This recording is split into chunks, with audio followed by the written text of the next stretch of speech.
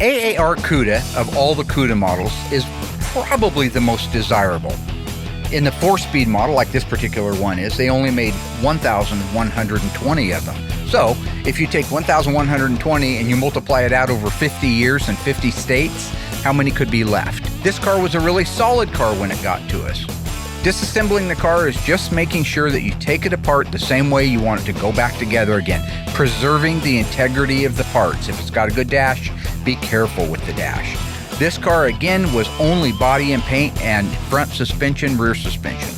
Once the car was disassembled, we sent it off and had it media blasted so that we could start with fresh panels. Not a lot of metal needed to be replaced on that car, so it didn't take long for it to end up in the paint booth. One of the coolest aspects of the AAR Cuda is the blackout treatment. The tops of the doors, tops of the fenders, the header, the hood all get blacked out with a matte black. And against this lemon twist yellow, such a great color. Absolutely stunning. Then you add in the AAR stripes and a black vinyl top. You've got a car that is just one of the most remarkable looking cars to come out of Detroit. With all the body and paint work done on the car, it's just time to reassemble it like we do always. Install that rear suspension. Install the front suspension. But have lots of hands on deck. I insist on it. I want to make sure that there's no damage going to happen to this car. We just finished doing body and paint, so when I put the front suspension, rear suspension, K-member, and all the parts in it, I want it to look exactly like it did when it rolled out of the paint booth. Perfect. It had two different size tires. It had a G6015 on the back and an E6015 on the front.